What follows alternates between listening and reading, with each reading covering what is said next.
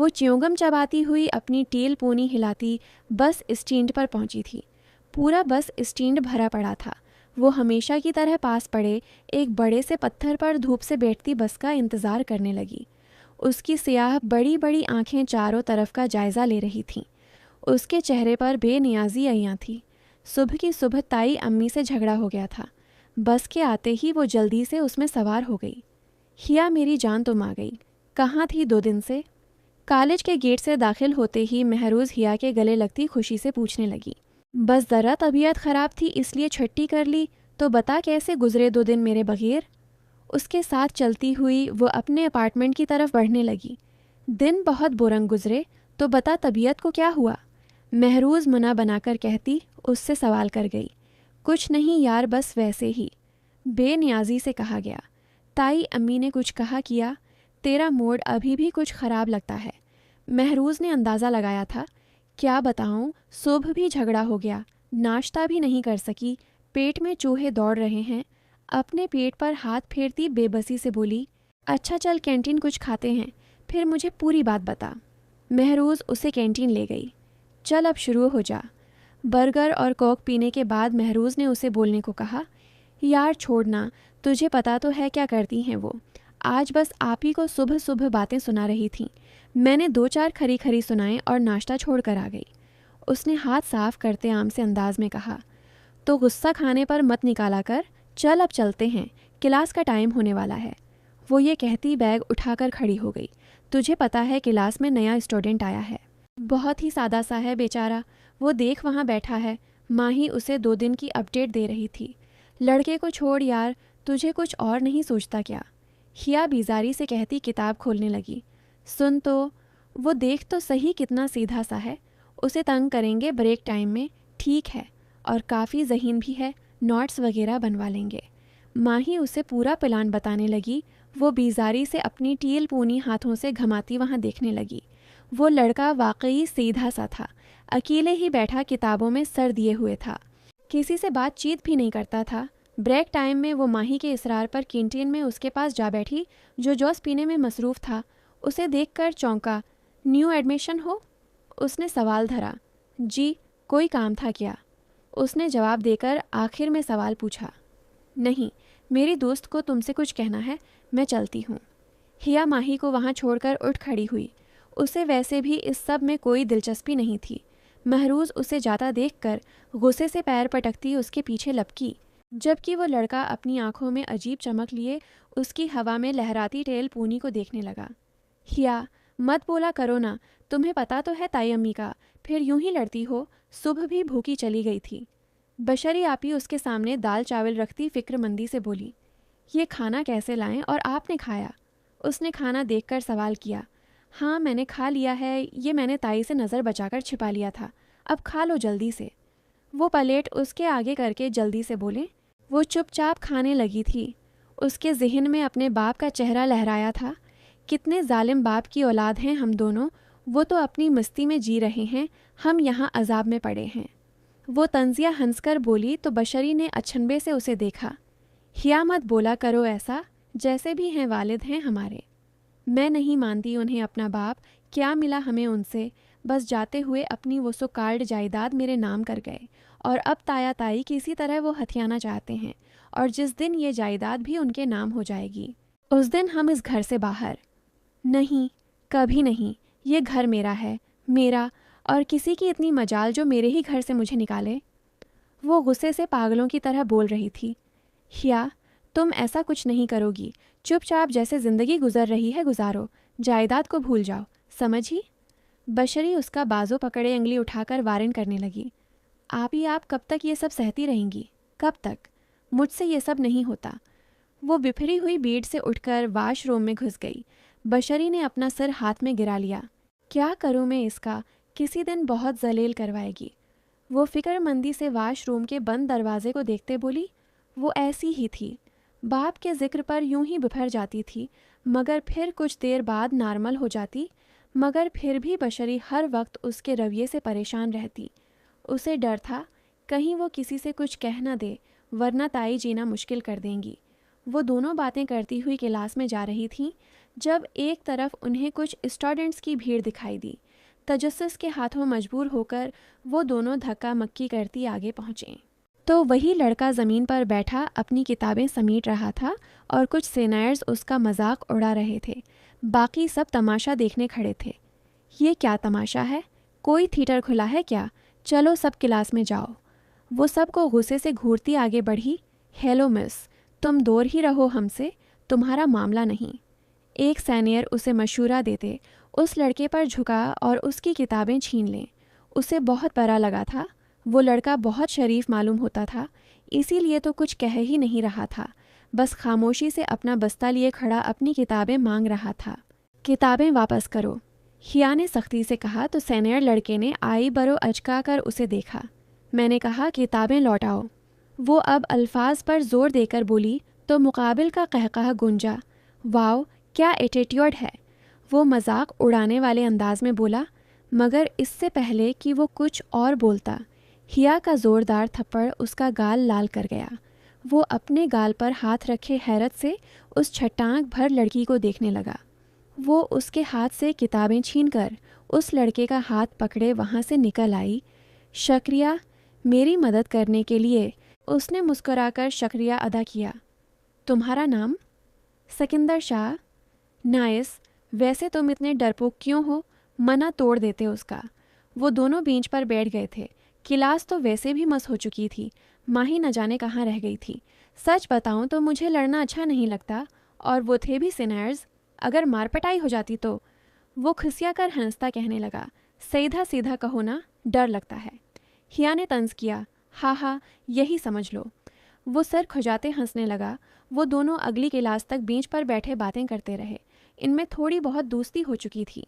माही ने जब उन दोनों को एक साथ क्लास में आते देखा तो मन्ना खोले हैरान रह गई। हिया पहली बार किसी लड़के से हंस हंस कर बातें कर रही थी। क्या चल रहा है ये? वो उसके साथ आकर बैठी तो पूछे बना न रह सकी। कुछ नहीं चल रहा, मुझे नोटिस दे देना, मेरी क्लास मिस हो गई। वो अपनी टील पूनी झुटक कर बेनियाजी से बोली, लो महारानी साहबा भी आ गईं, चलो अब किचन में हाथ चलाओ, बहन के साथ काम करवाओ। वो फरेश होकर बाहर आई तो ताई अम्मी उसे आर्डर देती ड्राइंग रूम में चली गईं। कौन आया है आपी? वो किचन में दाखिल होती बोली, मेहमान हैं, तुम बस ये चाय प्यालियों में डालो, मैं चेंज करके आती हूँ। बशरी कहती तेज़ी से किचन से निकल गई। उसे कुछ गड़बड़ लगी तो वो ड्राइंग रूम के दरवाजे के साथ लगकर खड़ी हो गई। भाई मेरी बेटी तो बहुत सलीके वाली है, बस चाय और लवाजमात बना रही है, आती ही होगी। ताई अम्मी की आवाज़ पर वो चौंकी, किसके रिश्ते वाले होंगे? हटू आगे से, क्या कान लगाए खड़ी हो? मिसबाह की आवाज़ पर वो पलटी, अच्छा तो तुम्हारा रिश्ता आया है। हिया ने तंजिया कहा तो वो मुना बनाती चाय की ट्राली लिए ड्राइंग रूम में घिस गई। मिसबाह ताई अम्मी की इकलौती बेटी थी। 25 साल की हो चुकी थी। हर वक्त शादी की टेंशन रहती, मगर कोई रिश्ता भी चंद माह से ज़्यादा न टिकता। इससे पहले 2 मरतबा मंगनी टूट चुकी थी। वजह उनके बड़े बड़े ख्वाब थे। आप ही आप कहाँ जा रही हैं? चाय तो मिसबाह ले गई है। अपनी बहन को आते देखकर वो बोली, ताई अम्मी ने मुझे भी आने को बोला है। वो होले से कहती ड्राइंग रूम में चली गई। हिया भी हैरान सी उसके पीछे होली। लेजिए ना, मिसबाह ने बनाए हैं। हमारी बशरी तो किसी काम को हाथ ही नहीं लगाती, बस बड़ी सस्त मिजाज सी है, लेकिन कोई नहीं, शादी के बाद ठीक हो जाएगी। ताई अम्मी मेहमानों को लवाजमात देती, साथ अपनी बोंगियाँ भी मार रही थीं। हाँ हाँ सही कहा ताई अम्मी ने, मिसबाह तो काम को हाथ नहीं लगाती, ये सब भी बशरी आपी ने ही बनाया है। हिया ने टांग उड़ाई। अपनी बहन की बेइज्जती पर वो चुप नहीं रह सकती थी। अरे आंटी, आप लोग अमीर तो हैं ना? वो वहाँ मौजूद एक नफीस औरत की तरफ मतवजा हुई। वो क्या है ना, हमारी मिसबाह आपी को अमीर लड़का चाहिए, इसीलिए तो पहले 2-2 मंगनियाँ टूट चुकी हैं, मनगीतर से फरमाइशों पर फरमाइशें। वो नॉन स्टॉप बोलती ताई अम्मी की घुरियों को नज़रअंदाज करती गई। अरे ये तो बताएं आप रिश्ता किस किस का लाई हैं? वो वहाँ बैठे मर्दों की तरफ देखकर बोली, ये है मेरा बेटा, बशरी के लिए मेरे भाई का रिश्ता लाई थी। वो औरत बेमुश्किल सकते से निकलती बोले, क्या ये भाई है आपका? मुझे लगा आपके रिश्तेदार हैं, माजरत के साथ इतनी उम्र। वो हैरान होती बोली, बेटा तो नौजवान और प्रशिक्ष था, मगर भाई 40 साल का था। वो ना असल में पहली बीवी फूत हो गई थी तो। मैंने बताया था तुम्हारी ताई अम्मी को। वो औरत बोलती हुई ताई की तरफ मड़ी जो लाल भभूका होती हिया को देख रही थी। बशरी भी फिक्रमंदी से हाथ मरोड़ती हिया को खींचती हुई बाहर ले जाने लगी। आंटी मेहरबानी है आपकी, मेरी बहन आप बड्ढे खूस्ट भाई से शादी नहीं करेगी। वो जाते जाते भी बाज न आई। वो सर झुकाए सूफे पर बैठे ताया फुरकान के सामने खड़ी थी। ताय भी वहीं बैठी कहरबार नज़रों से उसे देख रही थी। मिसबाह और बुशरी को अंदर आने से मना कर दिया था। कुछ ज़्यादा पर पर्जे नहीं निकल आए। तुम्हारे ताया की गंभीर आवाज़ ने उसके दिल की धड़कनें तेज़ कर दीं। मेहमानों के सामने क्या तमाशा लगाया तुमने? वो झुझकते हुए बोलने लगी। ताया जी, वो बहुत उम्र वाला बंदा था।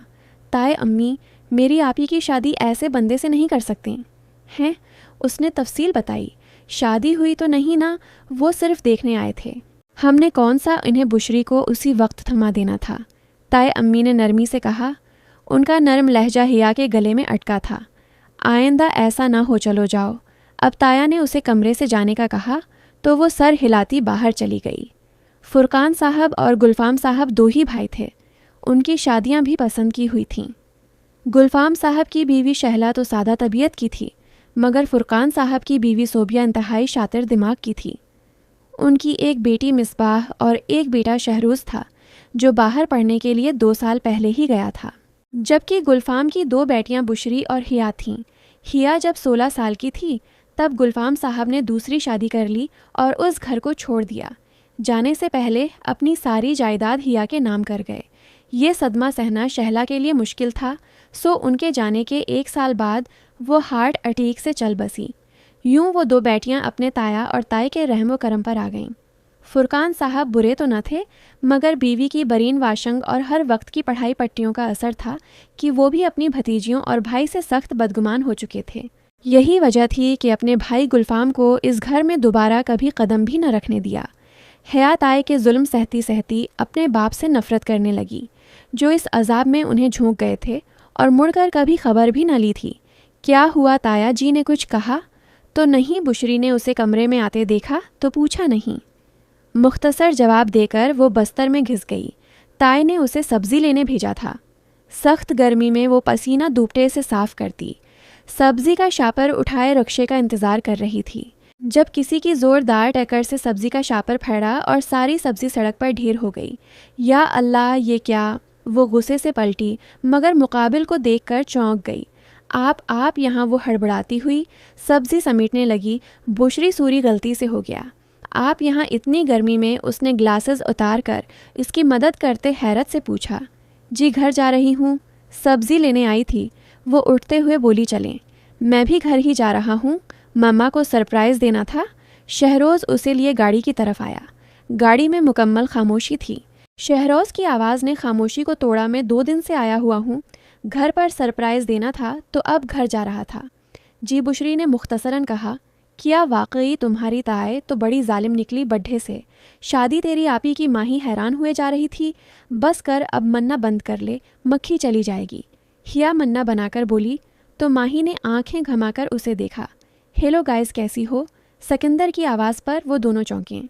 हेलो, हम ठीक, तुम सुनाओ? माही उसके साथ बातों में लग गई। हिया खामोशी से जूस पीने लगी। तुम ठीक हो? कोई प्रॉब्लम है? सिकंदर ने हिया को चुप देखकर पूछा। मैं ठीक हूँ, तुम लोग बातें करो, मैं चलती हूँ। आप ही का मैसेज आया है, जल्दी आने का कहा है। वो कहती हुई बैग उठाकर खड़ी हो गई। अच्छा, पहले क्यों नहीं बताया? मैं तो बूर हो जाऊंगी। माही मुन्हा बनाकर बोली।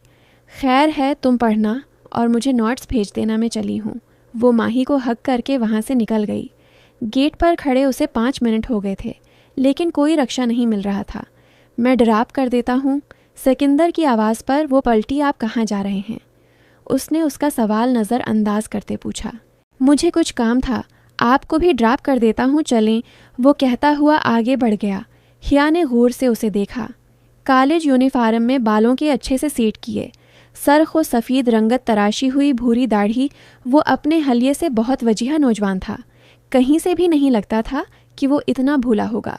अगर इसमें थोड़ा सा एटीट्यूड भर दिया जाए तो वो हर लड़की का क्रश हो सकता है, मगर उसकी हद से ज़्यादा मासूमियत उसे सूट नहीं करती। वो सिर झटक कर दूसरी तरफ मुड़ गई। आएँ।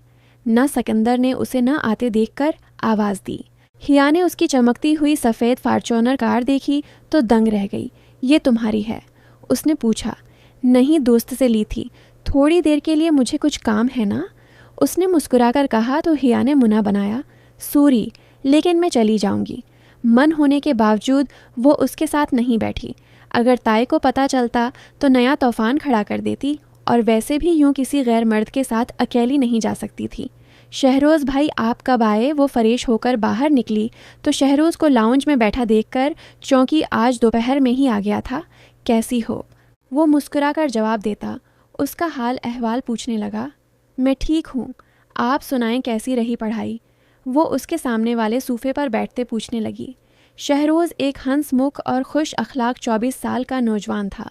इस घर में हिया की शहरोज़ से थोड़ी बहुत बनती थी, क्योंकि वो दूसरों की तरह तंग नज़र और खड़ूस नहीं था। अलबत्ता बुशरी को वो बचपन से पसंद करता था। उसका इल्म सब घर वालों को था, मगर सौबिया बेगम ये कहकर बात ख़त्म कर देती थी कि ये वक्ती कशिश होती है, अभी नासमिज है, जब थोड़ा समझदार होगा तो ये मोहब्बत का भूत खुद ही उतर जाएगा। आप ही बस करें, आप थक गई होंगी, जाएं नहा लें, देखें पसीने में भरी हुई हैं, बाकी का काम मैं कर लूँगी। हिया बुशरी को कोई तीसरी बार कह चुकी थी। हाँ, बस ये सलाद बना लूँ। बस वो छरी और प्याज पकड़े बोली तो हिया ने उसके हाथ से छरी ले ली। जाएं, मैं बना लूँगी, वो सख्ती से बोली तो बुशरी मुस्कुराकर उसका गाल सहलाती किचन से निकल गई। महारानी हाथ चला लो, तुम भी शादी शादी लगा रखी है, मगर काम एक नहीं आता। किचन के सामने से गुजरती मिसबाह को देखकर, तुम्हारी तरह अब जाहल तो हूँ नहीं जो किचन में ख्वार हूँ, मिसबाह मिना बनाती आगे बढ़ गई। ये जाती कहाँ है आखिर? हिया उसे गेट से बाहर जाता देखकर बड़बड़ाई। खैर मुझे क्या? वो सिर झटक कर काम में लग गई। अमेजिंग यार, ये खाना बहुत मिस किया मैंने। रात के खाने पर शहरोज़ ने तारीफ़ों के पल बांध दिए ताए। सौबिया और मिसबाह जलती करती बुशरी को घूर रही थीं, जबकि हिया मुस्करा कर बुशरी के हाथ के खाने की तारीफ़ें कर रही थी। मेरी आपी के हाथ में तो जादू है, तुम दोनों भी खाओ ना बैठकर। शहरोज़ ने उन दोनों को खाना सर्व करते देखकर कहा। नहीं बेटा, उन्हें रहने दो, नौकरानी की हैसियत है, इन दोनों की हमारे साथ बैठकर नहीं खा सकते। ताई ने हिया के बोलने से पहले लुकमा दिया। वाट रब्श मम्मा, वो नौकरानियाँ नहीं, फैमिली मेंबर हैं। क्या नॉन सेंस बातें कर रही हैं? शहरोज़ बद मज़ा हुआ था। बैठो तुम दोनों खाना खाओ। अब वो हिया और बुशरी से मुखातिब हुआ। हिया ने भी शक्र किया था, इस बहाने इन्हें भी अच्छा खाने को मिल गया था। रोज़ के दाल चावल खा खा कर वह अकता गई थीं। खाने पर तायाजी नहीं थे, वो जल्दी खाकर सो जाते थे, वरना कजा मजाल जो खाते वक्त फजूल गुफ्तगू हो। अरे यार, तो यहाँ कब वापस आया? शहरोज़ किसी काम से बाहर आया था जब उसे अपने पुराने दोस्त की आवाज़ ने चौंकाया। कैसा है? मुझे कुछ ही दिन हुए हैं वापस आए, तो बता कहाँ गुम है? और ये वर्दी? शहरोज़ उससे गले मिलते परजोश आवाज़ में पूछने लगा। हाँ, मैं SHO हूँ इस इलाके का। वो इसके हैरान होने पर मुस्कुराकर बोला। वाह यार, 2 साल में बाहर क्या रहा तो इस पूरे इलाके का मालिक बन गया। हाँ हाँ, शहरोज़ हंसते हुए बोला। वैसे एक बात बता, सिकंदर नहीं, ISH और सिकंदर। शहरोज़ ने SHO पर जोर देकर आंख दबाए। शादी कर ली? वो बोला तो सिकंदर मुस्कुराया। नहीं यार, अभी कहाँ। वो सिर नफ़ी में हिलाने लगा। क्यों? कभी पसंद भी नहीं आई क्या? शहरोज़ ने उसके बाजू पर हल्का सा मक्का मारा। एक पसंद है तो, लेकिन अभी उसे बताया नहीं है, न जाने वो क्या सोचे। वो गहरी सांस लिए बोला। बता दे, इजहार कर दे, इससे पहले कि उसे कभी और ले उड़े। शहरोज़ ने कहा तो वो सिर हिलाने लगा। अच्छा चल घर आना तो। अभी मैं चलता हूँ, डेढ़ का आफस संभाल रहा हूँ ना, आजकल थोड़ा बजी हूँ। जब फ्री हुआ घर आना, फिर गपशप लगाएंगे। शहरोज़ इसे गले लगाकर कहता चला गया, जबकि सिकंदर भी कुछ सोचता हुआ अपनी पुलिस जीप में बैठ गया। पानी पिला दो बशरी। वो थका थका सा आया तो किचन में खड़ी बशरी से मुखातब हुआ। लें, वो सूफे पर बैठा तो बशरी ने पानी का गिलास आगे किया। पानी पीते हुए वो इसका जायज़ा लेता रहा। पुराना सा लान का जोड़ा जो धोने से घुस चुका था, सर पर चादर अच्छे से ओढ़े वो कन्फ्यूज सी इधर इधर देख रही थी। ये मंजर शहरोज़ के दिल को छू गया। तुम्हारे पास कपड़े नहीं हैं क्या?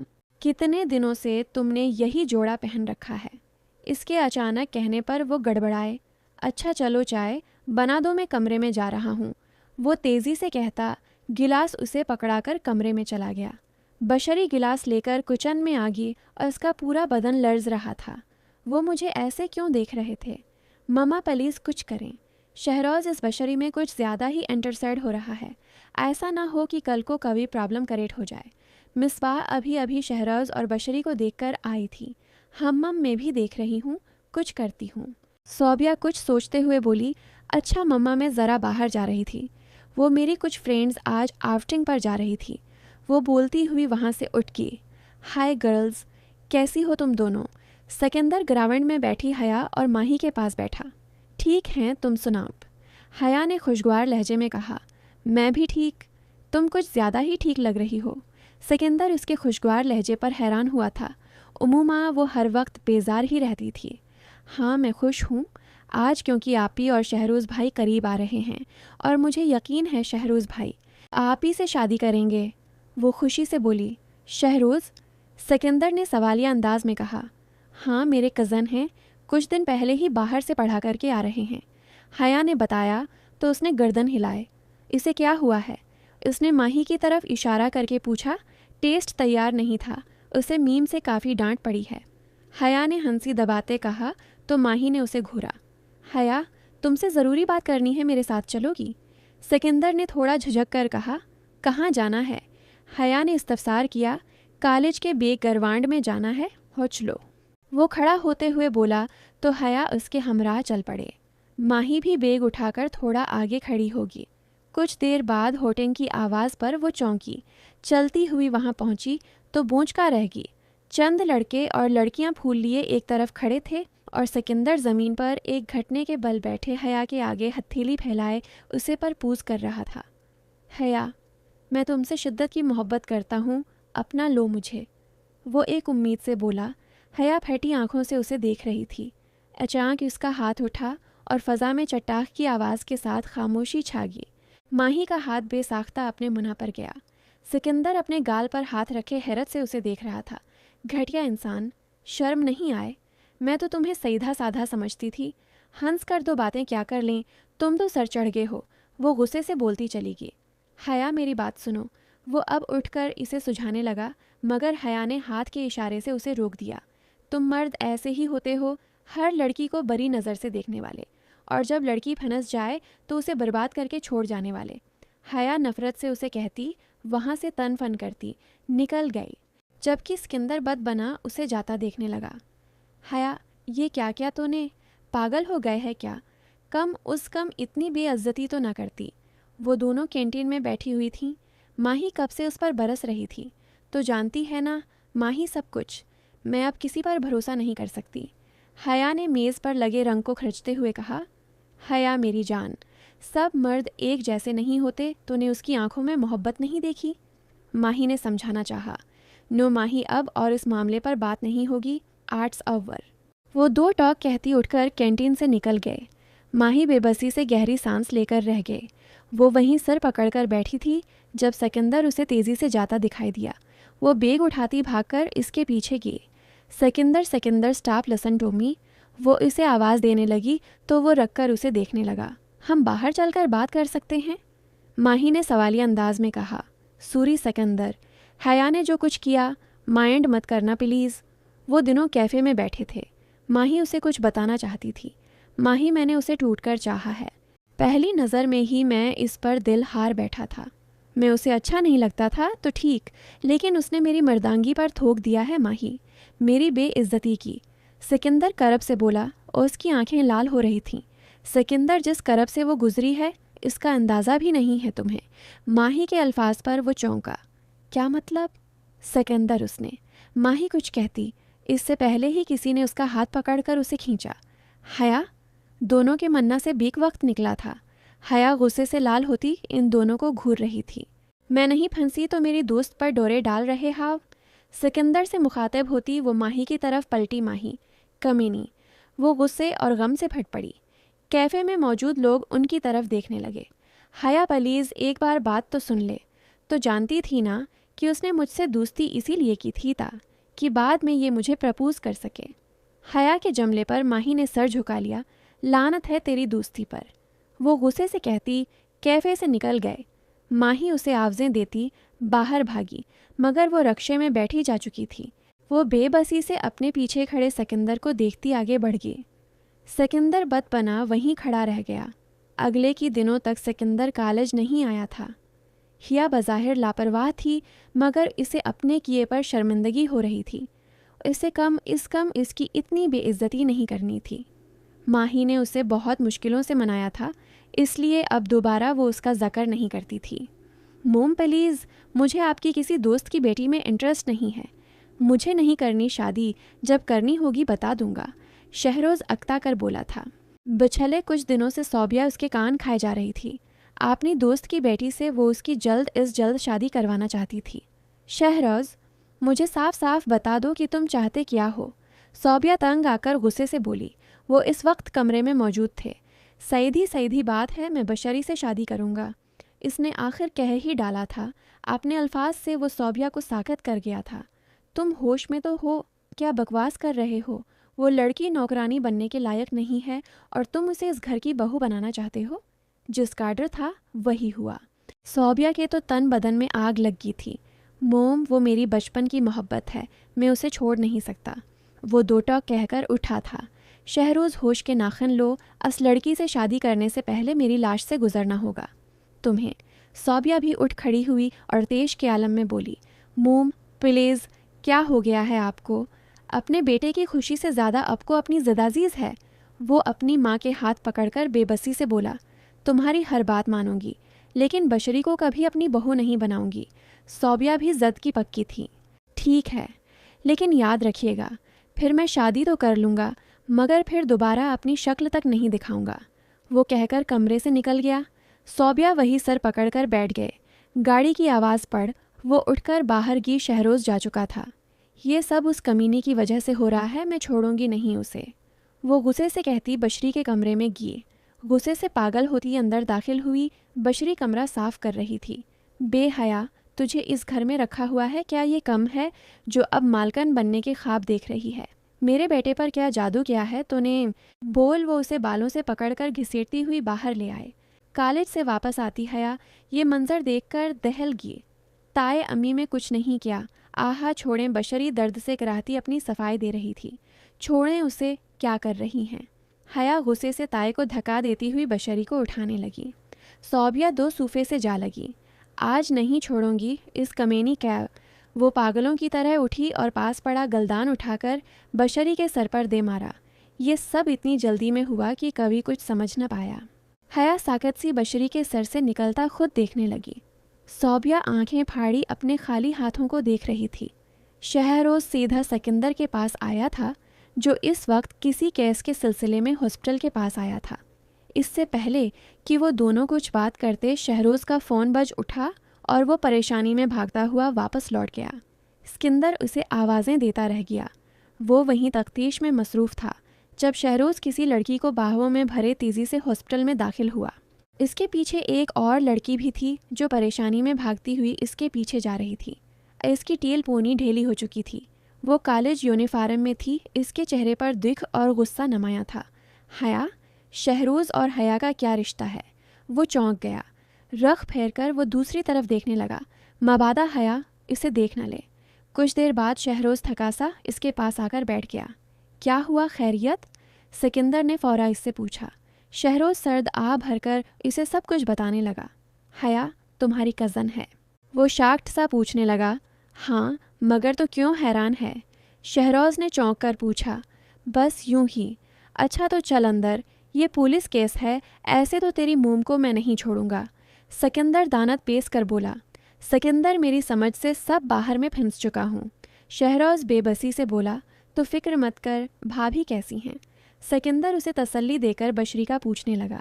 ज़ख्म काफ़ी गहरा है, लेकिन ख़तरे की बात नहीं है, इसे कुछ देर में होश आ जाएगा। शहरोज़ इसे बताने लगा। बीबी, तुमने जानलेवा हमला किया इस लड़की पर, ऐसे तो तुम्हें नहीं छोड़ेंगे। सौबिया सुबह से जेल की सुलाखों के पीछे थी। भौंकी प्यासी पुलिस वालियों के डंडे खा रही थी। सिकंदर कर्सी पर बैठा फाइल्स पढ़ रहा था जब फ़ोन की घंटी बजी। Yes sir. सिकंदर, तुम जानते हो तुमने क्या क्या है? मशहूर बिजनेसमैन और मेरे दोस्त फरकान साहब की वाइफ को अरेस्ट किया है। डीआईजी की बात पर वो गहरी सांस लेकर रह गया। सर, इन पर तशद्दुद का केस दर्ज हुआ है। किसने किया ये केस दर्ज? उन्होंने कहा, सर मेरे दोस्त की मोम है। वो उन्होंने अपने जेठ की बेटी पर बलावजा तशद्दुद किया, उसकी जान भी जा सकती थी। वो बोला, अभी के अभी उन्हें घर छोड़कर एक आँच भी न आए, उन्हें अपनी बात कहकर काल काट दी गए। सौबिया वापस आ गई थी। सिकंदर उसे घर छोड़ गया था, मगर थाने का एक दिन ही उसकी अक्ल ठिकाने लगा चुका था। ताया फरकान ने भी उन्हें खूब सुनाई थीं, जबकि हया ने उनका सामना करना छोड़ दिया था। वो बशरी की देखभाल खुद ही कर रही थी। घर के काम के लिए शहरोज़ ने मिलाजमा का बंदोबस्त कर दिया था। वो खुद भी अपनी माँ से कतराता फिर रहा था। वो सोच भी नहीं सकता था कि उसकी माँ इस हद तक गर सकती है। न जाने क्या क्या जुल्म करती रही होगी। शहरोज़, खुदा के लिए मुझसे खुफा मत हो, बात करो मुझसे।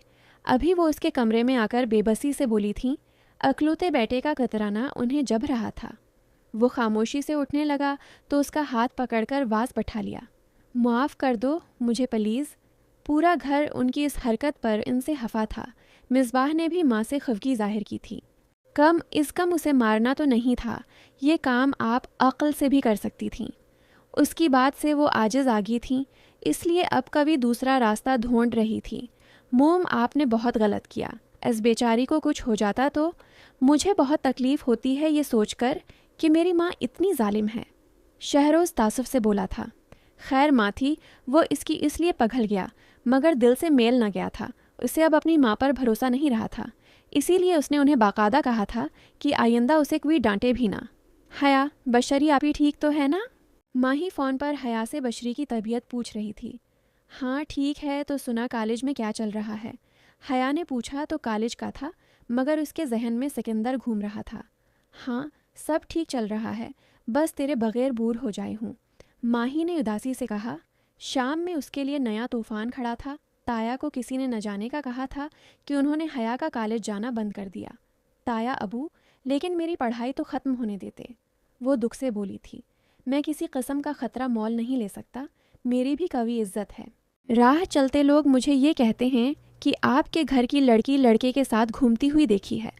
ताया जी बिफर कर बोले, झूठ है ये, ऐसा कुछ नहीं है। ज़रूरी है कि वो मैं ही हूँ, किसी ने मेरा नाम तो नहीं लिया ना। वो तड़प कर चीखी थी। ओस के किरदार पर खिलम खिला इल्ज़ाम लगाया गया था। इस घर में एक तुम ही हो जो कॉलेज जाती है। वो कुछ जताकर बोले, वो मिसबाह भी तो हो सकती है ना, आधा दिन तो वो घर होती ही नहीं है, और मैं सिर्फ कॉलेज जाती हूँ बस। आप पूछे इस शख्स से कि क्या मैं ही थी या कभी और? वो गुस्से से फट पड़ी। आए लड़की, तमीज़ से रहो, मिसबाह तुमसे बड़ी है और हमारी बेटी हमारा गुरूर है। वो गर्दन अकड़ा कर कहते वाक आवेट कर गए, जबकि वो वहीं खड़ी साकत व जामिद हो चुकी थी।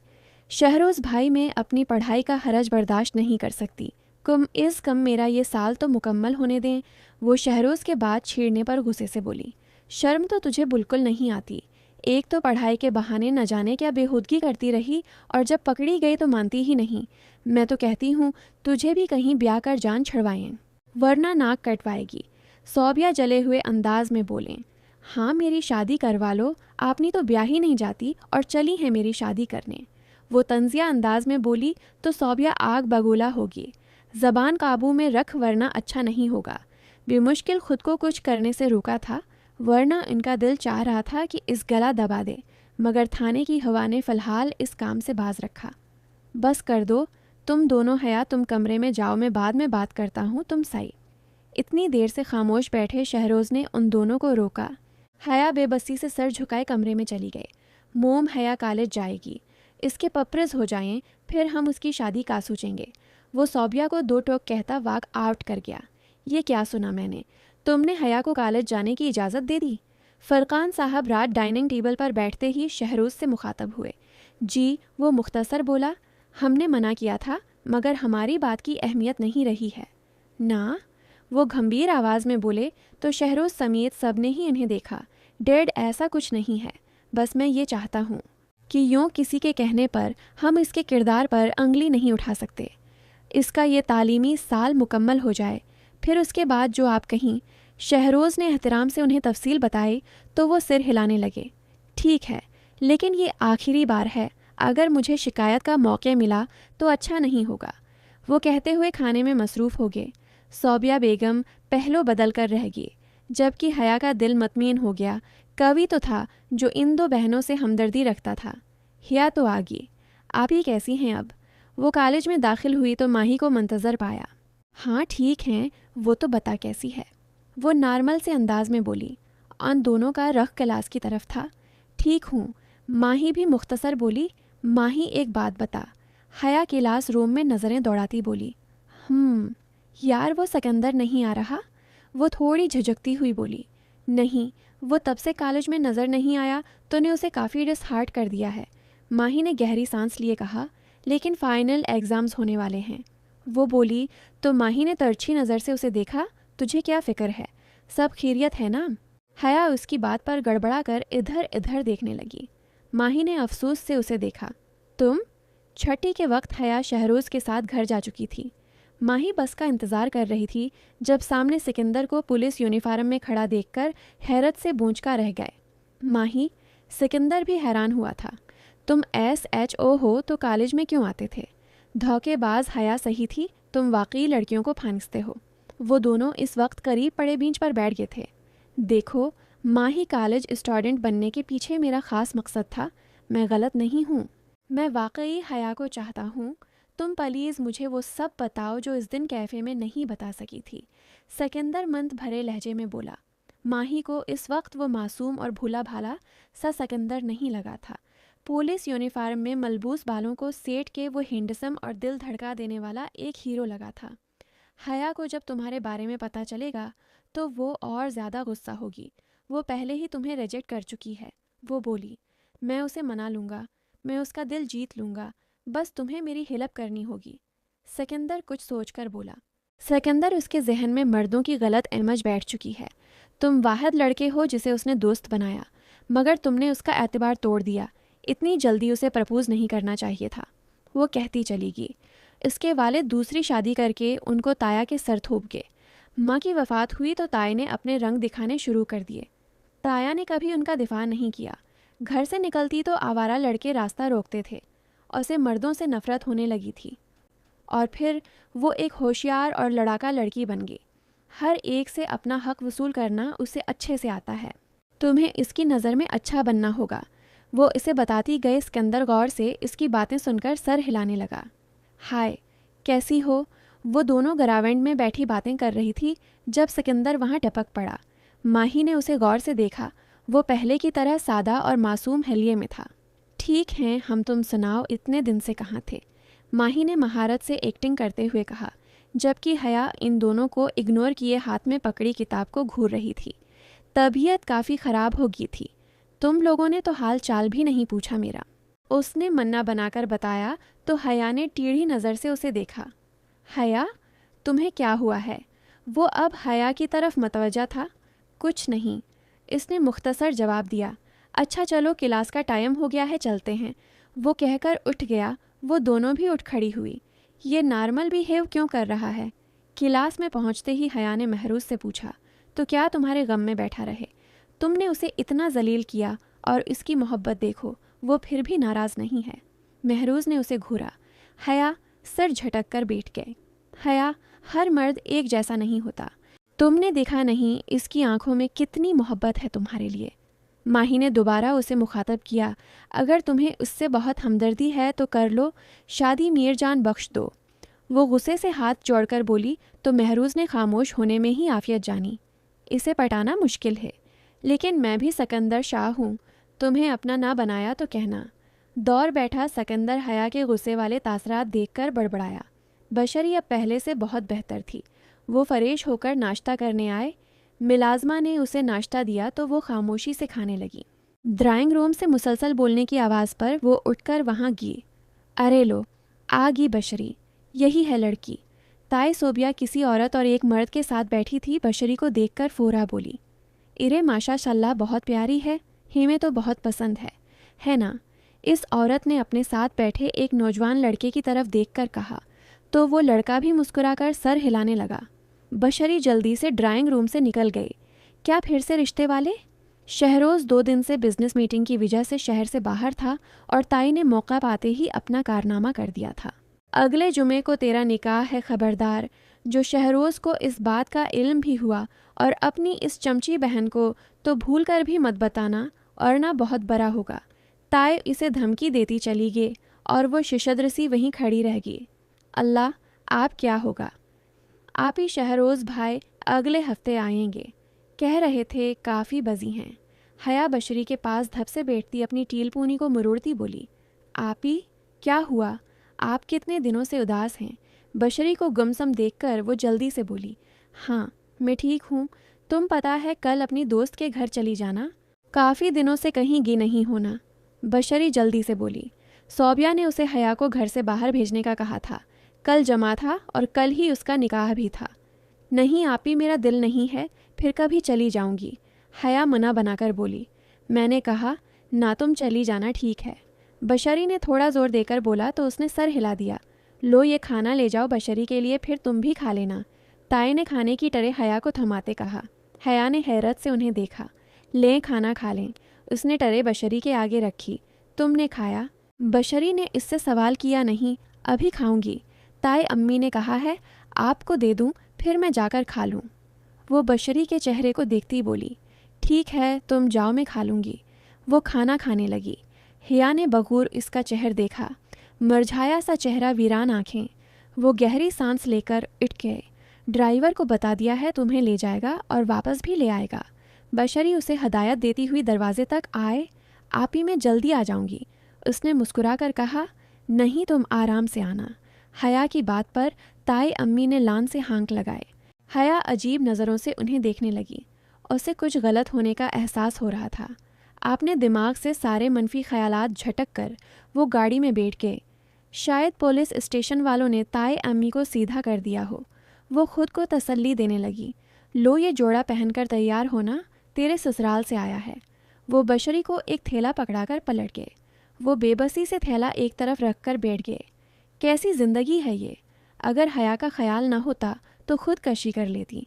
आंसू टिप टिप उसके गालों पर बहने लगे थे। शहरोज़, मुझे माफ़ कर दें, मैं मजबूर हूँ। वो ख्यालों में शहरोज़ से मुखातब थी। ताई की दी हुई धमकी इस डरपोक लड़की को डराने के लिए काफ़ी थी। वो किसी से मदद मांगने का सोच भी नहीं सकती थी। वो आंसू पूंछती जाए नमाज बिछाकर नमाज पढ़ने लगी। ब्यूटेशन कमरे में दाखिल हुई तो वो दुआ कर रही थी। उसे देखकर जल्दी से उठी। ममा, अगर शहरोज़ भाई ने उसकी शादी के बाद भी उसे न छोड़ा, मतलब अगर तलाक दिलवा दी तो? मिसबाह शीशे के सामने खड़ी तैयार होती माँ से बोली, ऐसा कुछ नहीं होगा, तेरे अब्बास सब संभाल लेंगे। वो लिपस्टिक लगाती बोली। फिर अपने बाल सेट करने लगे। आपने डैड को क्या बताया है? वो कैसे मान गए इस शादी के लिए? मिसबाह तजस्सुस से बोली। अरे तेरे बाप को ठगना को निसा मुश्किल काम है। मैंने कह दिया कि ये बशरी का आशिक है।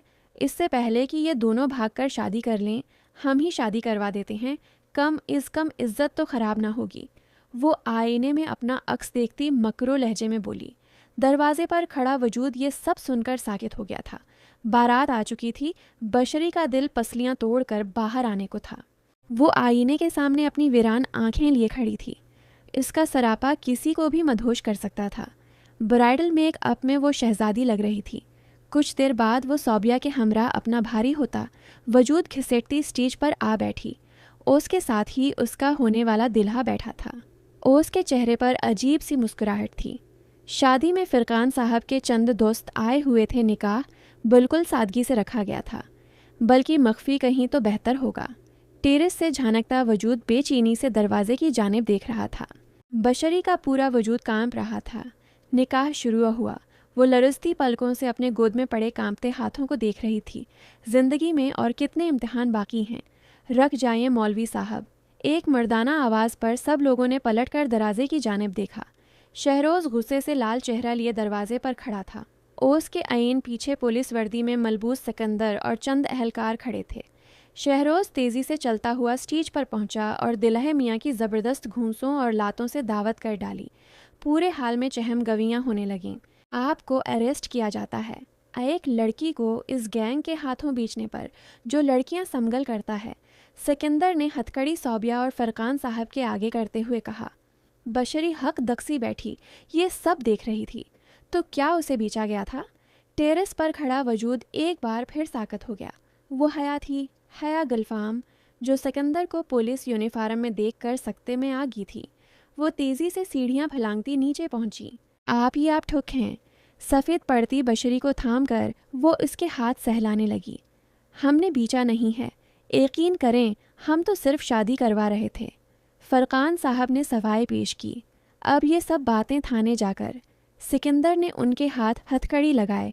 रखें SHO साहब, निकाह में तो शामिल होने दें उन्हें। शहरोज़ ने उन्हें रोकते हुए ज़ुमानी अल्फाज में कहा तो हया और बशरी ने आंखें फाड़कर इसे देखा। मौलवी साहब निकाह शुरू करें। शहरोज़ हया को साइड करता खुद बशरी के बराबर बैठते हुए बोला। इंस्पेक्टर साहब मेरी बात सुनी। वो अधेड़ उम्र औरत खुद को हथकड़ियों से आज़ाद करवाने की नाकाम कोशिश करते हुए सिकंदर से बोली। चुप रहो वरना धर दूंगा कान के नीचे। सिकंदर गुस्से से बोला तो वो सहम कर पीछे हो गई। हया ने एक नज़र सिकंदर को देखा, जो इस वक्त संजीदगी से खड़ा निकाह होते देख रहा था। ऐसा लगता था कि वो हया को जानता ही न हो। निकाह के बाद सिकंदर ने शहरोज़ को मुबारकबाद दी। ताई और मिसबाह कलस कर रह गईं। इनके किए कराए पर पानी फिर गया। शहरोज़ यकीन करो, मुझे बिल्कुल नहीं मालूम था कि सौबिया ने बशरी का सौदा किया है। फरकान साहब बोले। फरकान साहब मैंने कोई सौदा नहीं किया, ये झूठ बोलते हैं। सौबिया तड़क कर बोली। झूठी मकार औरत तो ने हमसे 20 लाख रुपए लिए हैं। इस लड़की के हम जेल गए तो भी जाएगी। अधेड़ अमर औरत चीखी थी। उन्हें ले चलो। सिकंदर ने कांस्टेबल को हुक्म दिया तो वो अधेड़ अमर औरत और इसके बेटे को ले गए। सिकंदर ने आगे बढ़कर सौबिया और फरकान की हथकड़ी खोल दी। अपनी बीवी को लगाम दें वरना एक दिन बहुत जलील करवाएगी, वो उन्हें कहकर शहरोज़ को लिए बाहर चला गया। आप ही चलें कमरे में। हया बशरी को लेकर कमरे में चली गई। देख सिकंदर ये सब ड्रामा करने की क्या ज़रूरत थी, तो उसे सीधा सीधा बता देता। तेरी आगे बात बनी नहीं तो ने मज़ीद बगाड़ दी। सिकंदर ने शहरोज़ को हया के बारे में बताया तो वो सर पकड़ कर रह गया। यार मैंने सोचा था कि अगर इसे मुझसे मोहब्बत करनी हुई तो ऐसे ही कर ले। पुलिस यूनिफॉर्म में देखकर तो हर लड़की मरती है मुझ पर। वो गर्दन अकड़ा कर बोला। मगर मैं नहीं मरती। हया की आवाज़ पर दोनों चौंके। वो चलती हुई उसके करीब आ गई। मैं तुम जैसे घटिया और धोखेबाज लड़के से नफरत करती हूँ समझी। हया गुस्से से दानत पैस कर बोली। हया प्लीज़ एक बार बात तो सुनो। सिकंदर बेबसी से बोला, मगर वो तनफन करती वहाँ से निकल गई। आप यहाँ क्या कर रही हैं? शहरोज़ बशरी को ढूंढता हुआ उसके कमरे में आया तो वो सोफे पर बैठी नजर आई। कुछ नहीं, आपको कुछ चाहिए? वो हड़बड़ा कर उठी। आप शायद भूल रहे हैं कि हमारा निकाह हो गया है तो उसूलन आपको मेरे कमरे में होना चाहिए। शहरोज़ ने जताती नज़रों से उसे देखा, लेकिन वो कुछ कहती मगर हया कमरे में दाखिल होती उसकी बात काट गई। लेकिन कुछ नहीं। जीजो आप चलें, मैं आपकी दिलाहन को लाती हूँ। शहरोज़ मुस्कुराकर कमरे से निकल गया मगर बशरी उसे घूर कर रह गई। हया ताई अम्मी, वो बेबसी से बोली। ताई अम्मी कुछ नहीं कर सकती, अब शादी हो गई है आपकी। वो अदा से अपनी टील पूनी हिलाकर बोली। बशरी को एक सरख रंग का शरारा पहनाकर उसे तैयार करके वो इसे शहरोज़ के कमरे में बैठा आई।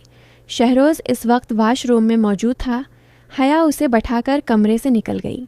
वो कन्फ्यूज सी अंगलियां मरोड़ती हुई बैठी थी। वाशरूम का दरवाज़ा खुलने पर इसका दिल ज़ोर से धड़का। शहरोज़ मुस्कुराकर इसके पास आकर बैठ गया।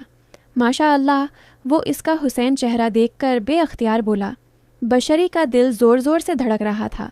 शहरोज़ ने उसका हाथ पकड़कर मोहब्बत से उसे देखा। मैं आपको कभी अकेला नहीं छोड़ूंगा, वादा है मेरा। बशरी ने सर उठाकर इसकी आंखों में देखा जहां मोहब्बत ही मोहब्बत थी। आप खुश हैं ना? बशरी ने उससे सवाल किया। बेहद खुश हूँ, वो मुस्कुरा कर बोला। आपको किसने बताया ये सब? मतलब आप तो अगले हफ्ते आने वाले थे ना? बशरी ने कुछ याद आने पर पूछा। मुझे मेरी साली पल पल की खबर दे रही थी। जब आपने उसे अपनी दोस्त के घर भेजा तो वो रास्ते से ही वापस आ गई थी। घर का माहौल देखकर इसने मुझे वापस आने का कहा और मैं सब कुछ छोड़ छाड़ कर अपनी रानी के पास आ गया। शहरोज़ ने उसे सारी तफसील बताई। शुक्रिया, बशरी ने मुस्कुरा कर कहा। इन्ना हो, ऐसे शुक्रिया नहीं चलेगा, अपना इनाम मैं खुद वसूलूंगा। वो शरारत से बोला। तो बशरी खुखलाकर हिंस दी। फरकान साहब से अच्छी भली बेइज्जत होने के बाद सौबिया अब गुस्से से भरी बैठी थी। मैं उसे छोड़ूंगी नहीं, उसने मेरा बेटा छीन लिया, अब सब कुछ मेरे हाथ से निकल जाएगा। नहीं नहीं, मैं ऐसा नहीं होने दूंगी। वो पागलों की तरह खुद से बातें कर रही थी। वो अभी सोने लेटी ही थी जब उसके मोबाइल पर अनजान नंबर से कॉल आने लगी। पहले तो उसने इग्नोर किया, मगर दूसरी तरफ कोई पागल हो गया था। कॉल पर कॉल किए जा रहा था। हेलो जी, क्या क़यामत आ गई है? जो इस वक्त कॉल पर कॉल कर रहे हैं आप? वो गुस्से से कॉल रिसीव करते ही बोल पड़ी। एक बार बात सुन लो प्लीज़, सिकंदर की आवाज़ पर उसने गुस्से से कॉल काट दी। फ़ोन दोबारा बजने लगा तो उसने मोबाइल ही ऑफ कर दिया। धोखेबाज फ्रॉड पीछे ही पड़ गया है।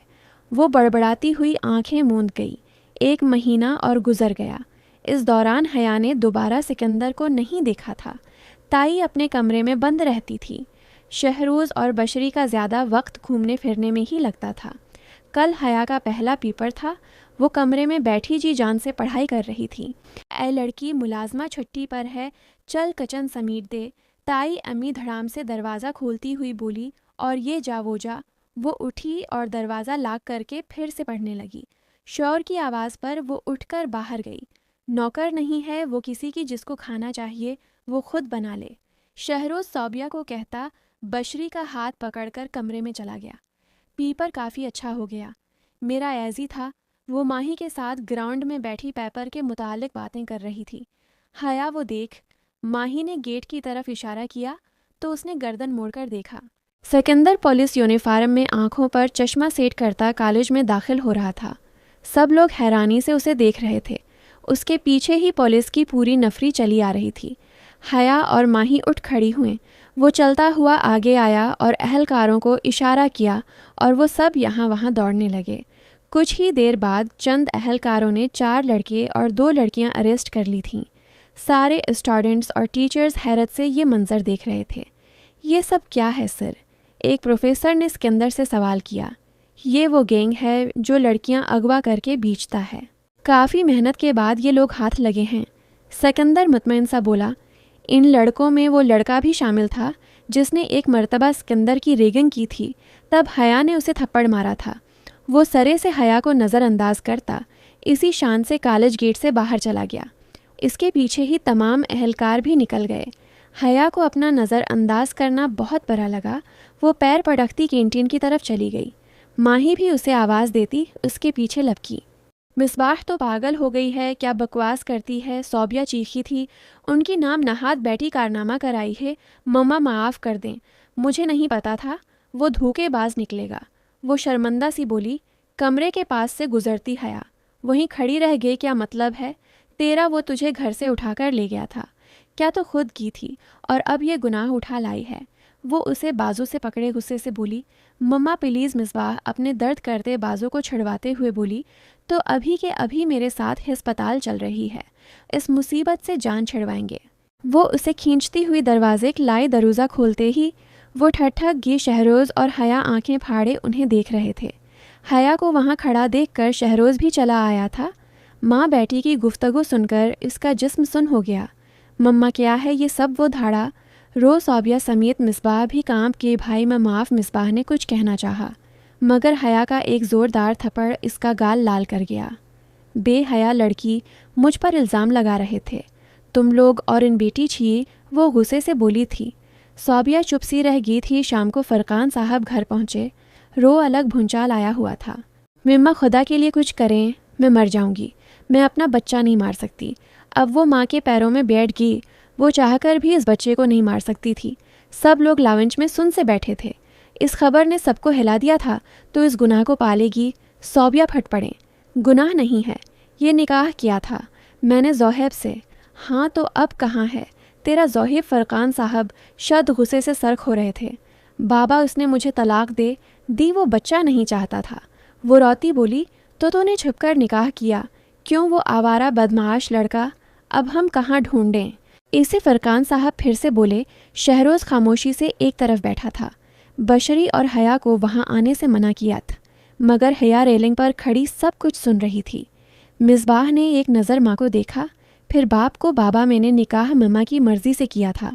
उसने गविया धमाका किया मतलब है सौबिया वो हैरत से सौबिया का मना देखने लगे जो सर झुकाए खड़ी थी। शहरोज़ एकदम से खड़ा हो गया। मैं कुछ नहीं जानती, ये सब किया धरा इस हया का है। इसी ने रगलाया था। मेरी बच्ची को मैं किया करती, मैंने बदनामी के डर से निकाह करवा दिया। हया ने मुझे मजबूर किया था। सौबिया आंसू बहाती बोली, बस कर दें मम्मा, मैं जानता हूँ कि हया आपको कितना धमकाती होगी।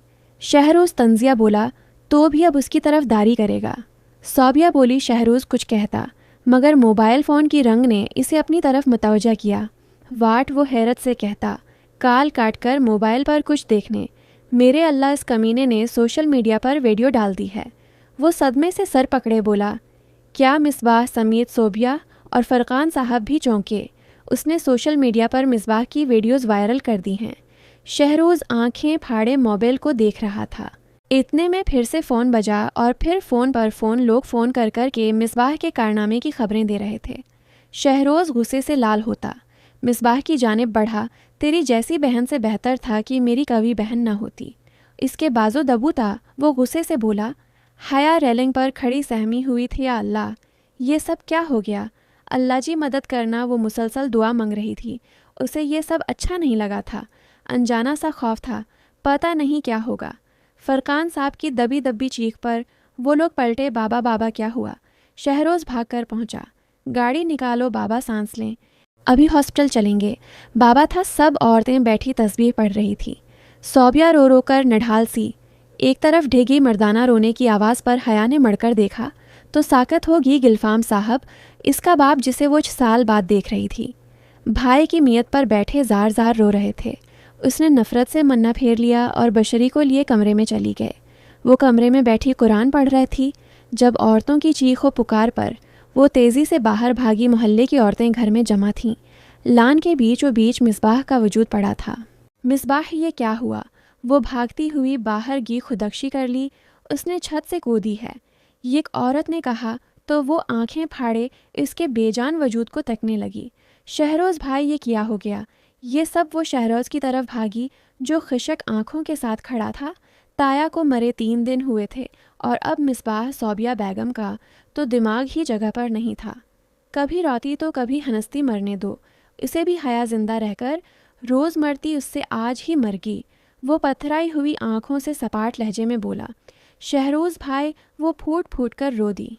शहरोज़ भी बर्दाश्त न कर पाया तो हैं ढे गया। किसकी नर लग गए मेरे घर को, मैं क्या करूं। वो मर्द होकर रो रहा था। बशरी सौबिया को संभाल संभाल कर हलकान हो रही थी। सारा घर सोग में डूब गया था। शहरोज़ इठ यार चल सिकंदर ने आते ही उसे उठाया और जल्दी से कफन दफन का इंतज़ाम किया। लोग जनाजा पढ़कर चले गए। वो सब लावंज में बैठे ज़मीन को घूर रहे थे। सुबह से किसी ने खाने का लुकमा तक नहीं निगला था। गिलफाम साहब भी बीवी समेत वहीं थे, मगर इनसे किसी ने कभी बात नहीं की थी। हया मेरी बची, उन्होंने उसे हल्का सा झंझोड़ा तो वो चौंकी, उठो खाना खा लो। उसने इधर उधर देखा तो कभी भी मौजूद नहीं था। सभी खाना खाने चले गए थे। वो खामोशी से उठकर डाइनिंग टेबल की तरफ चल दी। हया गिलफाम साहब लान में बैठी। हया के पास बैठते उसे पुकारने लगे। वो बेरखी से उठकर जाने लगी तो उन्होंने इसका हाथ पकड़कर रोक लिया। तुम सब ऐसे क्यों कर रहे हो, आखिर क्या गलती है मेरी। वो बेबसी से गविया हुए। आप पूछ रहे हैं क्या गलती है, सारी ज़िंदगी मड़कर नहीं देखा तो अब क्यों याद आ गई है आपको। वो गुस्से से हाथ छुड़ाती चीखी थी। इसके शौर पर सब लोग बाहर भागे थे। हया मेरी बात सुन लो। एक बार वो खड़े होते मंद के अंदाज में बोले, इनकल आप क्या चाहते हैं, क्यों आए हैं यहाँ। शहरोज़ ने संजीदगी से पूछा। मैं अपने बच्चों के पास। उनकी बात ख़त्म होने से पहले हया चीखी, कौन से बच्चे, किसके बच्चे। जब हम अज़ियत में थे तब क्यों नहीं आए। जब मेरी माँ मरी तब कहाँ थे। जब जब मेरी किरदार कशी हुई, मेरी बहन ने अज़ियतें झीली मारें खाएं, तब कहाँ थे आप। वो गला फाड़कर चीखी थी। इसकी टेल पूनी ढेली होती, कुंधों पर जा लगी थी। मैं आया था, बहुत बार आया था। गिलफाम साहब रंधी आवाज़ में बोले तो सब चौंके थी। मैं मतलब। शहरोज़ ने अचंभे से पूछा। मतलब ये कि हम यहाँ बहुत मरतबा आए मगर धत्कारे गए। जवाब गिलफाम साहब की दूसरी बैवी तौबा ने दिया था। बशरी ने हया को देखा था। हया गहरी सांस लेकर कर्सी पर ढह गई। तुम्हारी ताई सौबिया और मरहूम फिरकान साहब हमें धिके देकर निकाल देते। चौकीदार तक को मना कर रखा था कि हमें गेट से ही धत्कार दिया जाए। तुम्हारी माँ के मरने पर हया और बशरी को मिलने हर महीने हम उम्मीद लिए आते थे और बेइज्जत होकर जाते रहे। तौबा तौबा कहती चली गई। गिलफाम साहब की आंखों से आंसू बह रहे थे। अपनों की जदाई ने मार डाला। मरी गलती सिर्फ इतनी थी कि मैंने दूसरी शादी कर ली, फिर लौट कर आना नसीब ही ना हुआ। मेरा सगा भाई मुझे धत्कारता रहा। वो फूट फूट कर रो दिए थे। बशरी उनके पास जाकर बैठ गए। अबा रोए मत, हम साथ हैं ना। गिलफाम साहब ने अपनी बेटी को सीने से लगा लिया। हया भी पत्थराई आंखों से उन्हें देख रही थी। सारी उम्र गलत फहमी में गुजरी थी। वो एकदम होश में आती। बाप की जानिब भागी अबा गिलफाम साहब ने अपनी दोनों लाडलियों को सीने में भींच लिया। वो बस स्टैंड पर खड़ी कब से बस का इंतज़ार कर रही थी। सूरज आग बरसा रहा था। आज उसे बस के ज़रिए जाना था, क्योंकि मसरूफियात के बायस कोई उसे लेने नहीं आ सकता था। आज आखिरी पेपर था जो उसने काफ़ी अच्छा किया था। अब बस कॉलेज से छुट्टियां थीं।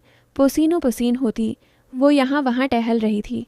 अका दका लोग वहाँ मौजूद थे, मगर ज़याद रिश न था। थक कर वो बेंच पर बैठ गई पिछले कुछ दिनों में घर का माहौल खुशगवार हो गया था, मगर उसके अंदर एक बेचैनी सी थी। इसकी वजह शायद सिकंदर था, जो वो उसे दोबारा नज़र नहीं आया था। बस आ चुकी थी। वो सिर झटकती उठकर बस में सवार हो गए। घर में दाखिल होते ही अजीब अफरातफरी मची हुई थी। सब लोग भागम भाग लगे हुए थे। बशरी किचन में तेज़ी से काम कर रही थी। मुलाजमा बैठक साफ करने में मसरूफ़ थी। गिलफाम साहब और उनकी बीवी न जाने क्या बहस करने में मसरूफ़ थे। सौबिया तो शवहर और बेटी की मौत से अपना जहन तवाज़ुन खो बैठी थीं, इसलिए उन्हें इलाज के लिए मेंटल हॉस्पिटल में एडमिट करवाया गया था। शहरोज़ बाज़ार से सामान लेकर घर में दाखिल हुआ। इरे हया, तुम आगे चलो, जल्दी से तैयार हो जाओ। फिर मिम्मा मदद कर, दो बहन की शहरोज़ उसे खड़ा देखकर बोलता किचन में चला गया। कोई मेहमान आ रहा है। क्या वो किचन में आती बोली, हाँ तुम्हारे रिश्ते वाले आ रहे हैं। बशरी ने मसरूफ़ अंदाज में उसे बताया। क्या मतलब? वो चौंक कर बोली, तुम कमरे में चलो, मैं आकर बताती हूँ। बशरी ने उसे किचन से बाहर दिखेला तो वो कमरे में चली गए। आप ही में शादी नहीं करना चाहती प्लीज़, वो सदमे से बोली थी। इसके रिश्ते वाले आ रहे थे और वो लोग जल्द ही शादी करना चाहते थे। लड़के वाले शहरोज़ की जान पहचान वाले थे, इसलिए वो मतमियन था। क्यों सारी उम्र हमारे सीने पर मोह गदलूगी। क्या तौबा कमरे में दाखिल होती उसे छेड़ने लगी। आंटी प्लीज़, वो बेबसी से बोली। आंटी हया, मैं आंटी हूँ, तौबा हैरत से बोली। सो सूरी में भूल जाती हूँ। अम्मी हया ज़बान दांतों में दबाती खिफ़त से बोली। तौबा उसे 100 बार बता चुकी थी कि उन्हें अम्मी बुलाया करे, मगर वो हमेशा भूल जाती थी। देखो हया, जो भी हो, शादी तो होगी ही और तुम्हारे बाबा भी यही चाहते हैं। अब तुम्हारी मर्ज़ी है। वो दोनों उसे समझाती। बाहर निकल गए। वो बेड पर बैठ गई। न जाने क्यों अजीब सी बेचैनी थी। क्या मैं सिकंदर को चाहती हूँ? वो खुद से सवाल करने लगी। नहीं, मैं क्यों किसी लड़के को पसंद करने लगी? इसे अगर मोहब्बत होती तो न ही मुझे नज़रअंदाज करता और न ही इतने दिनों तक गायब रहता। यही होती है मोहब्बत। ज़रा सी बेइज्जती पर ही औकात दिखा दी। वो खुद को खुद ही जवाब देती। तैयार होने चली गए। रिश्ता पक्के हो चुका था। लड़के की बहन और माँ हया को अंगूठी पहनाकर जा चुकी थीं। सुनने में आया था कि बहन शादीशुदा है। घर में लड़का अपनी माँ के साथ रहता है। वालिद चंद साल पहले फोत हो गए थे। फ़िलहाल लड़का शहर से बाहर किसी काम से गया हुआ है। शादी की तारीख अगले महीने की तय हुए। सच्ची तेरी शादी? माही हैरत से चीखी। हाँ सच्ची, वो संजीदगी से बोली। माही हया के घर आई हुई थी। पेपर्स ख़त्म हो चुके थे, सो वो दोनों कॉलेज से फरी ही थीं। हया ने पहले तो उसे अपने घर में गुजरी क़यामत के बारे में बताया तो वो अफसोस करने लगी, मगर रिश्ते की बात बताते ही इसका मन्ना हैरत से खुल ही गया था। तो खुश नहीं है? उसकी खामोशी को भानपते उसने सवाल किया। उदास भी नहीं हूँ, बस कभी फीलिंग्स नहीं आ रही हैं। वो गहरी सांस लिए बोली। अच्छा लड़के की पक्ष तो दिखाओ। माही ने झट फरमाइश की। मैंने नहीं देखा लड़का, उसने बेजारगी से कहा। मतलब बना देखे शादी? वो हैरान हुई। मुझे दिलचस्पी नहीं है। लड़का देखने में वो उठकर खिड़की के पास खड़ी हो गए और घर में किसी ने भी जहमत नहीं की दिखाने की। माही की हैरत ख़त्म ही नहीं हो रही थी। वो खामोशी से खिड़की के बाहर देखती रही। हया तो सिकंदर को चाहती है, माही के एकदम कहने पर वो झटके से पलटी। पागल है क्या, बकवास मत कर, मैं क्यों इस मैसने को चाहूँगी। वो लापरवाही से बोली।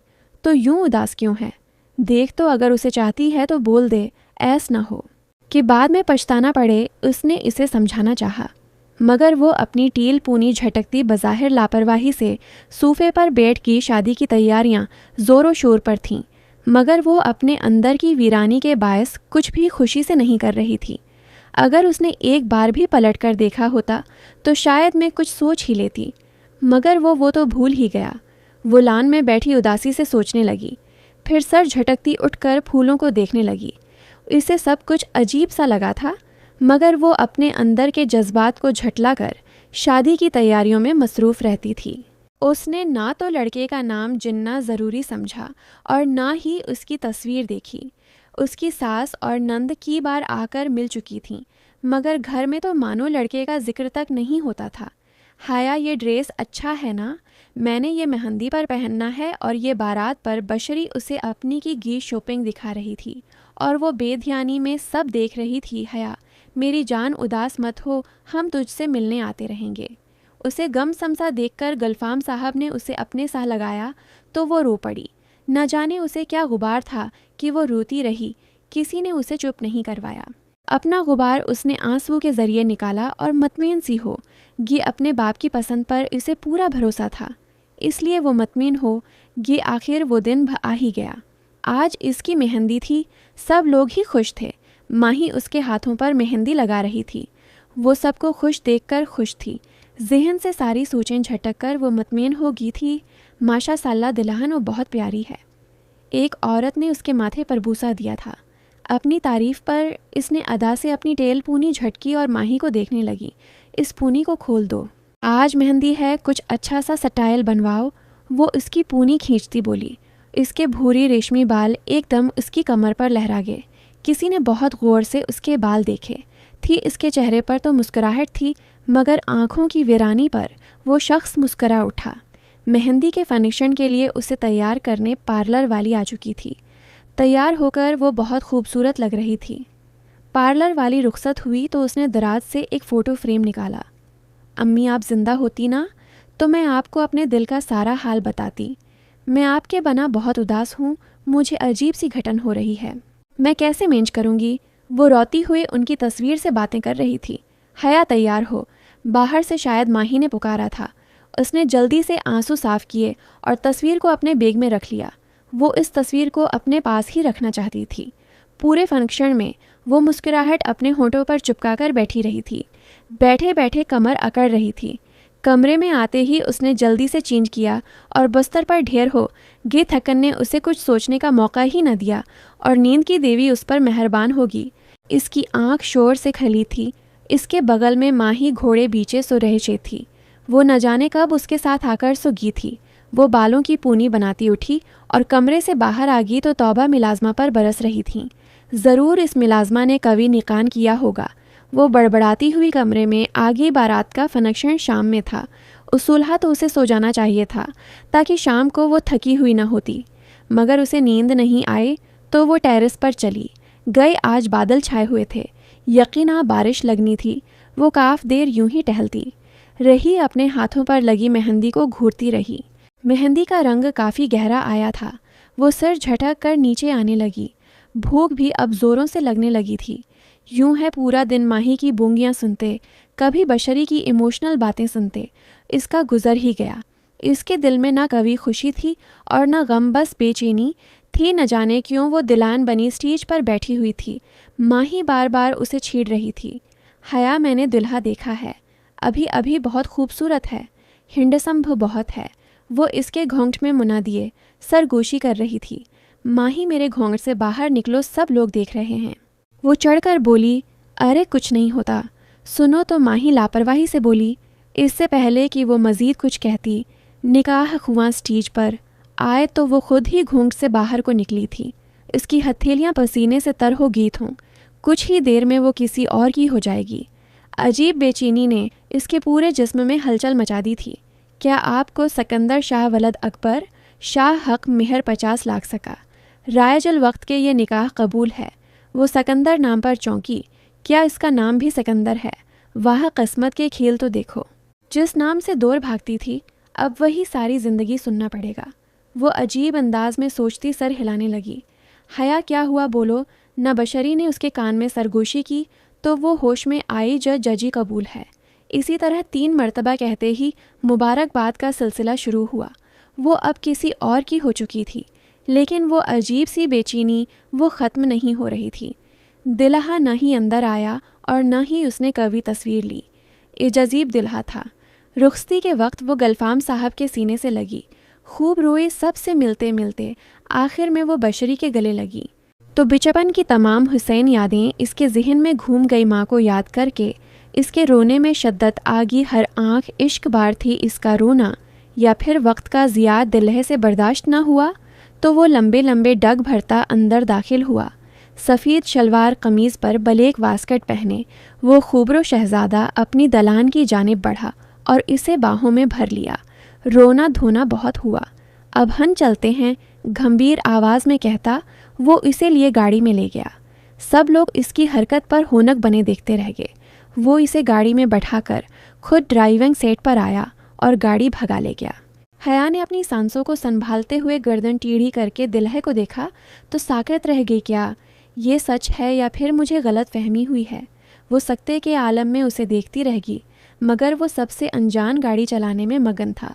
चंद रस्मों के बाद इसे सजे हुए कमरे में बैठा दिया गया था। वो अब तक सदमे की हालत में बैठी इस चेहरे को सोच रही थी जिसे उसने गाड़ी में देखा था। ये कैसे हो सकता है? वो बार बार खुद से सवाल कर रही थी। यूं ही हैरान परेशान सी बैठी थी जब कमरे का दरवाज़ा खुला और एक वजूद बड़ी शान से चलता हुआ उसके करीब खड़ा हो गया। वो तेज़ी से बेड से अतरी और इसके सामने खड़ी होगी। ये सब क्या है सिकंदर? वो अब यकीन कर चुकी थी कि वो सिकंदर ही है। इसके चेहरे की मुस्कुराहट यही बता रही थी। हमारी शादी है और क्या? वो मतमीन सा कहता। इसे आग लगा गया। मतलब ये सब तुम्हारा क्या धरा है? तुमने धोखे से शादी कर ली। मुझसे वो सदमे से चीखी थी। रिलैक्स यार, क्या हो गया है?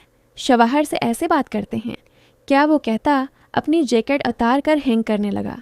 सिकंदर, मुझे कुछ बताओगे? वो अब भी हैरान थी। हया के नुखरे जब सिकंदर से मज़ीद बर्दाश्त न हुए तो उसने शहरोज़ से इस बारे में बात की। शहरोज़ पहले तो हैरान हुआ, लेकिन फिर उसने सिकंदर को एक अजीब पलीन बताया। घर में सबको ये बात बताएगी कि दिल्हे का नाम, इसकी तस्वीर और इसका कुछ भी हया को नहीं बताना है। माही ने इस सब में सिकंदर का बहुत साथ दिया था। हया के बदलते जज्बात उसे चेहरे से पढ़े जा सकते थे। माही वक्ता फ़ौक्ता सिकंदर को हया के बारे में सारी इन्फॉर्मेशन देती रहती थी। मतलब सब लोगों ने मिलकर मुझे बेवकूफ़ बनाया और मैं यूं ही घुल रही थी। वो दुख से बोली। अपने अंदर की बेचैनी की असल वजह इसे अब समझ आ रही थी। तुम किसके गम में घल रही थी? सिकंदर ने आए बरो अचकाकर पूछा। किसी के नहीं, बस। यूं ही वो हड़बड़ा। गे अब क्या ख्याल है? इसने संजीदगी से पूछा। तो वो चौंकी कि इस बारे में मेरे साथ खुशी खुशी रहना है या फिर यहाँ भी लड़ना है? उसने शरारत से आंख वंक की तो उसने सर झुका लिया। तुम बहुत बड़े हो। इसके बाजों पर मका मारती वो हंसती तो सिकंदर भी मुस्कुरा उठा। पागल कहीं की।